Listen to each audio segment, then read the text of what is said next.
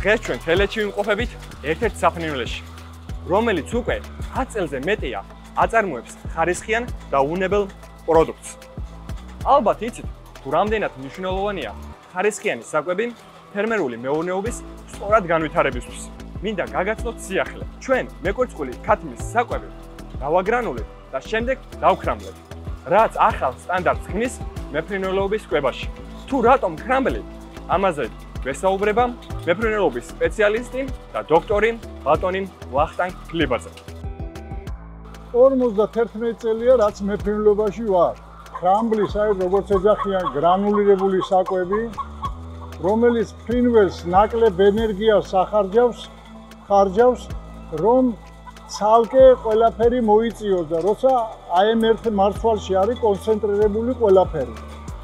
არჩება მტვერი და ის ფხვიერი საკვები იქიდან გამომდინარე, რომ ამ მაღალი სტრესის ტემპერატურის პირობებში წყალს ბევრ სვავს, კულტურაწავში დიდხანს არ ჩერდება და ტრანზიტად გადის.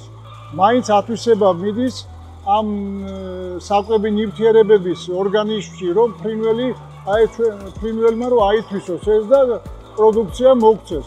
ფერმულად არის დამუშავებული, სხვანაირად არ შეიძლება. ფრინველი ამას დადებითად აღიქვავს. აგერ არის შედეგი, აი. ეს აუცილებელია. აგერ 7-8 ფრინველი ზის, 7-8 კვერცხი დევს. ეს აუცილებელია და ყველაფერი კარგად იქნება.